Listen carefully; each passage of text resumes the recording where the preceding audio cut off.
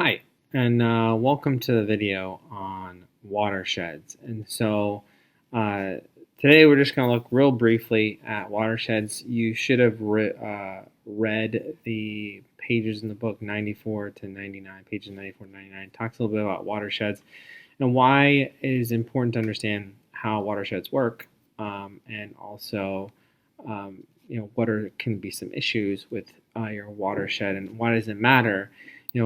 A lot of people think, well, we're doing things fine here in Noblesville, or we're doing whatever we can here in Noblesville. But remember, everything sort of filters its way. Noblesville is just one stop for all the water that sort of falls on the land here. It's just one piece of the puzzle.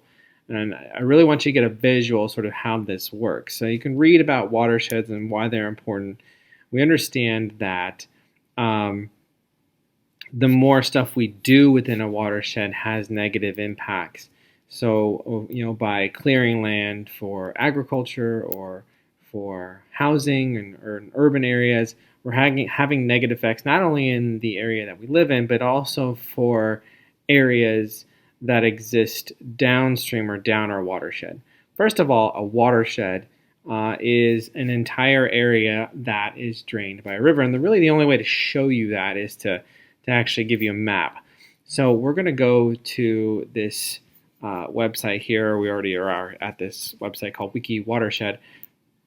You can go here, wikiwatershed.org, and you can play around with things. It's a pretty cool little tool that is used by a lot of people. A lot of organizations and scientists use this website. And it's pretty intuitive and pretty easy to use. So we can go to this link here called Model My Watershed, and it takes us to a web app that we can manipulate to find whatever information we want. So what's cool is, you could go anywhere you want in the United States, but I think it's obviously more interesting if we sort of center in on Noblesville. So there are various things that you can do. First of all, down here in the streams, we're going to turn on our continental U.S. streams, and it's going to sort of put everything in there. Now, obviously, there are a lot of streams that exist here in Indiana. So what we can do to get started is we can select some boundaries if we want to. So if we want to use county line, maybe we want to look at just Hamilton County. We could even look at the Noblesville Schools District. But one of the things that's pretty cool is, so if we look at county lines, we can click on, this is Hamilton County, so we can click on Hamilton County. And what it's going to do is it's going to tell us everything about the rivers in Hamilton County. So our longest river, I would assume that some fork of the White River, is 346 kilometers. But we can look at other stuff like land. It'll tell us here that it looks like about 57% of the land is cultivated in crops. So 57% of the land in Hamilton County is actually farmland. Very small amount is deciduous forest. You do have looks like about 15% or so is developed open space or low intensity developed. The high density area is very small fraction, and you could compare that to something like Marion County if you wanted to. A lot of things here. These are point sources, so where pollution might be coming from, and obviously it's from the different towns. This is interesting too, is animals. These are all the animals that exist in this area in Hamilton County. We have 104 chickens. I'm assuming that is chicken farms, and they have horses, properties that have horses. 5,000 is at 890 places where they have hogs or pigs or swine. 1,200 places that have sheep. That might seem like, well, what is the point of that? But those are point sources for pollution. Having pig farms is going to provide a lot of waste, manure that's going to end up in these streams. So this is important details to look at. So just to go down here to change area, I could select like something if I wanted to, county lines, if I wanted to take on like Marion County, just so you can see the difference here.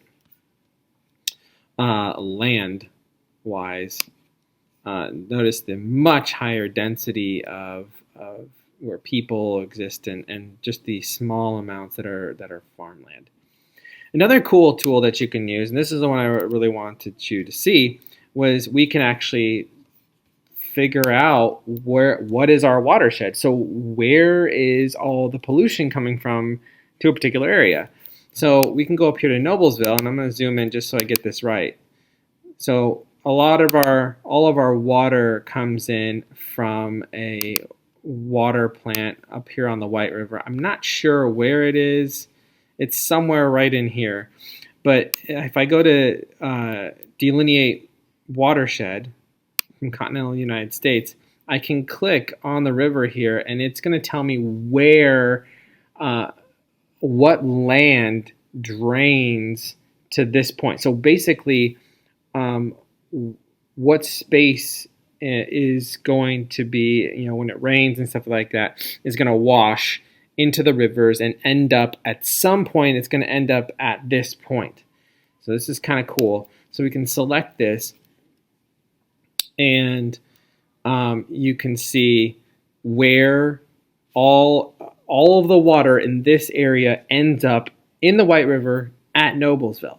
So you can see it drains all the way out to Winchester. I don't know where that is, but Muncie. You have areas like Elwood and Anderson that all drain out. And so if we zoom out, we can sort of see what that is compared to the entire state. So it's a pretty good chunk. So basically, this whole area of land, when it rains, is washing away all of that. It's running off into the rivers and streams, and ultimately it is passing through the White River at Noblesville. So if you have a farm, a pig farm in Anderson or Muncie, or some sort of giant factory that is dumping stuff over here, it is going to end up in our water supply at some point in time, which is interesting to see. And you can pick out watersheds from all over the place, but that White River in Noblesville drains a large portion of Indiana. And so all these rivers take in all the stuff around and ultimately will pass through Noblesville. Now we can expand this. You might think, well, what is a bigger river system? Maybe we go to where this river system runs into the Ohio River. So we could go down here, looks like this is where ultimately it runs into the Ohio River. So we can change area, delineate, click there, and just pick on the river point right there. And just see, I mean, if you live down here, Evansville, this is an error because it's too big. This drains 123,000 square kilometers, but you can still see the picture. Look at this. So this Evansville is even further south down here. Evansville is considered one of the top polluted places in the country. And one of the reasons is its giant watershed. I mean, we're not even to Evansville here, but we are draining almost the entire state of Indiana, all the way up to Fort Wayne, Indianapolis, over to almost Cincinnati, ends up passing through this river system. And you end up with much more polluted waters down here because it's having to drain this large of area. Now, we can expand upon this even more and say, well, why are we having the dead zones in the Gulf of Mexico? Why are we having all the problems in the Gulf of Mexico with water pollution? And I just want to show you, it's not going to let us get any information because this watershed is so large, but look at the Mississippi watershed. If I put this on the Mississippi River here, actually I can just go all the way down here to where it exits, into the Gulf of Mexico. This is not going to produce any data that we can actually look at, but it will let us look at the watershed because this area is just too large. It would be interesting if you could find out how many animals and everything like that are ultimately dumping into this river system. But if we click on that river there, and it just shows you how large it is.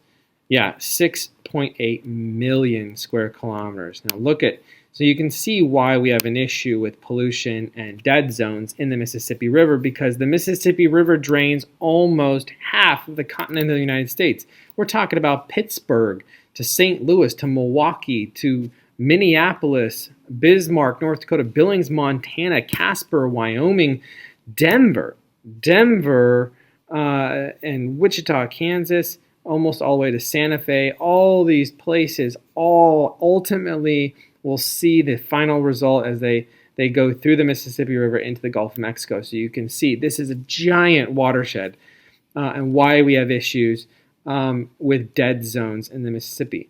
Another place we have dead zones is in the Chesapeake Bay, and this has been the story of multiple documentaries.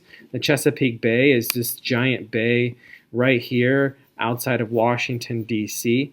So we can pick, the Chesapeake Bay. It's going to be kind of hard because there's multiple rivers that ultimately end up into the bay. But if we go through the one that goes through Washington, D.C., we can see just why the Chesapeake Bay has similar issues too. The Chesapeake Bay, just that one river system that enters the Chesapeake Bay, sees pretty much almost the entire state of Maryland, but areas of Pennsylvania as well. And then you have all these other rivers that ultimately end up in there as well. So just watersheds are very important. And as we talk and get into the whole farming issue, you'll see why they are problematic, why we need to understand the entire watershed and look at issues going on in the entire watershed and not just particular points. So that's it, and hopefully you read that, and we'll talk about anything else. If you guys messed around with this or played around with this a little bit more and you got some more insight, I'd love to hear it. Thanks.